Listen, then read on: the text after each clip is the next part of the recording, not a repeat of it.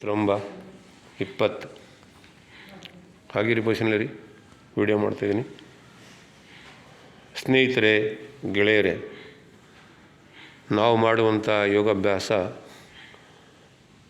ನಮ್ಮ ದೇಹದ ಮೇಲೆ ಉತ್ತಮವಾದ ಪರಿಣಾಮ ಬೀರಬೇಕು. ಅದರ ಅನುಭವ ನಮಗಾಗಬೇಕು. ನಂತರ ನಾವು ಬೇರೆಯವರಿಗೆ ಹೇಳಲಿಕ್ಕೆ ಸಾಧ್ಯ. ಆ ಕೆಲಸವನ್ನು ಕಳೆದ 15 ವರ್ಷಗಳಿಂದ ಆಸನದಲ್ಲಿ ಈ ಸೇವೆಯನ್ನು ಮಾಡ್ಕೊಂಡು ಬರ್ತಾಯಿದ್ದೀನಿ. ಈ ಸೇವೆಯಿಂದ ನನಗೆ ಉತ್ತಮವಾದ ಲಾಭ ಮತ್ತು ನಮ್ಮ ಯೋಗ ಸಾಧಕರಿಗೂ ಸಹ ಉತ್ತಮವಾದ ಲಾಭ ದೊರಕಿದೆ. ಬನ್ನಿ, ಎಲ್ಲರೂ ಬೆಳಗಿನ ಬ್ರಾಹ್ಮಿ ಮುಹೂರ್ತದಲ್ಲಿ ಯೋಗಾಭ್ಯಾಸವನ್ನು ಮಾಡೋಣ. ಯೋಗಾಭ್ಯಾಸದಿಂದ ನಮ್ಮ ಮನಸ್ಸಿನ, ನಮ್ಮ ದೇಹದ ಎಲ್ಲ ವ್ಯಾಧಿಗಳನ್ನು ನಾವು ದೂರ ಮಾಡ್ಬೋದು, ನಿವಾರಣೆ ಮಾಡ್ಕೋಬೋದು. ಒಂದು ಸರಳವಾದ ಸಾಧನೆ ಯೋಗಾಭ್ಯಾಸ. ಬನ್ನಿ ಗೆಳೆಯರೇ.